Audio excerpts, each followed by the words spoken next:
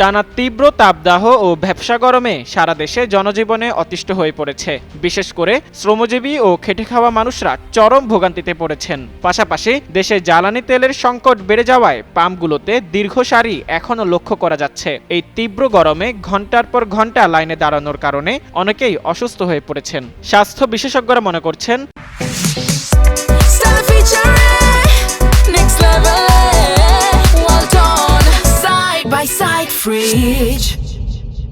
রাজধানী সহ সারা দেশে ৩৬ থেকে ৪২ ডিগ্রি সেলসিয়াস তাপমাত্রা ওঠায় হিট স্ট্রোকের ঝুঁকি বাড়ছে। এই তীব্র তাপদাহের মধ্যে দেশের ৪ জেলায় সন্ধ্যার মধ্যে ঝড়ো হাওয়া সহ বজ্রবৃষ্টি হতে পারে বলে পূর্বাভাস দিয়েছে আবহাওয়া অধিদপ্তর। সোমবার সকাল ৯টা থেকে সন্ধ্যা ৬টা পর্যন্ত দেশের অভ্যন্তরীণ নদীবন্দরগুলোর জন্য দেয়া পূর্বাভাসে এ তথ্য জানানো হয়েছে। এতে বলা হয়েছে, রংপুর, দিনাজপুর, ময়মনসিংহ ও সিলেট অঞ্চলের উপর দিয়ে পশ্চিম অথবা উত্তর পশ্চিম দিক থেকে ঘন্টায় ৪৫ থেকে ৬০ কিলোমিটার বেগে অস্থায়ীভাবে দমকা অথবা ঝড়ো হাওয়া সহ বৃষ্টি বা বজ্রসহ বৃষ্টি হতে পারে।